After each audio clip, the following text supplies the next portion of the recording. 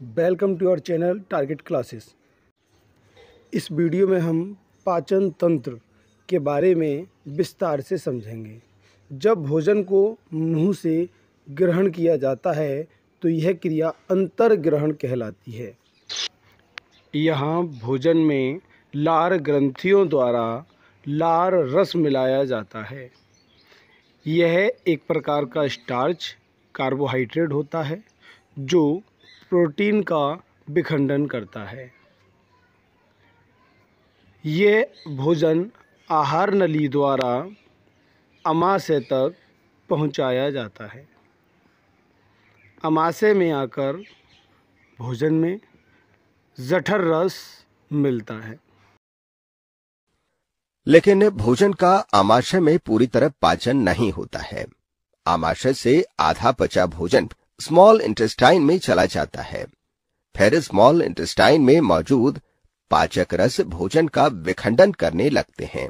Liver एक रसायन स्रावित करता है जिसे पित्त रस यानी कि बाइल जूस कहते हैं, जो फैट के पाचन में मदद करता है।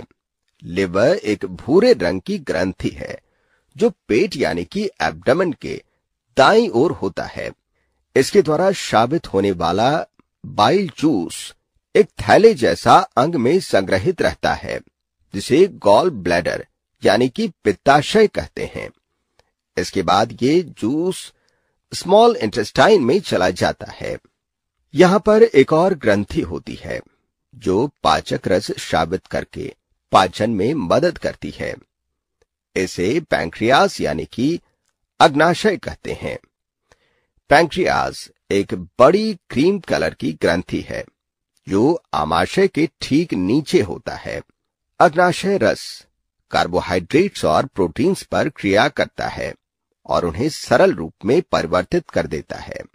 पित्त रस अग्नाशय रस इंटेस्टाइन में इस छोटे से पाइपनुमा रास्ते से जाते हैं। इंटेस्टाइनल जूस और अग्नाशय रस में शर्करा या कार्बोहाइड्रेट्स, प्रोटीन और फैट्स को विघटित करने वाले एंजाइम्स होते हैं। पाचन स्मॉल इंटेस्टाइन में पूरा हो जाता है।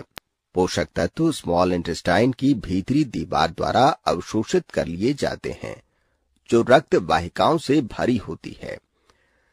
स्मॉल इंटेस्टाइन की भीतरी दीवार में उंगली के समान संरचनाएं होती हैं जिसे रसांकुर यानी कि विली कहते हैं। प्रत्येक विलस में बहुत सारी रक्त वाहिकाएं होती हैं।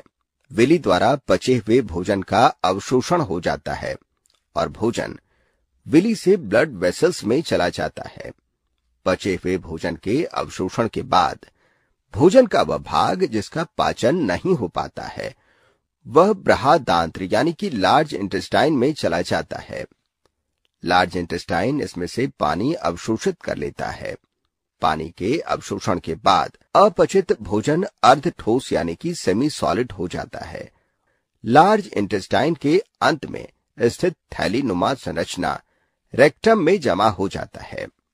इस अपचित भोजन अर्ध ठोस यानी कि सेमी सॉलिड को मल या फेसिस या स्टूल कहते हैं।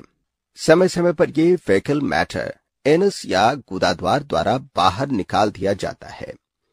पाचन नली में मुख, ग्रसिका यानी कि एसोफेगस, आमाशय यानी कि स्टमक, क्षुद्रांत यानी कि स्मॉल इंटेस्टाइन, बृहदांत्र यानी कि लार्ज इंटेस्टाइन और इसके साथ ही मलाशय और गुदा भी होते हैं।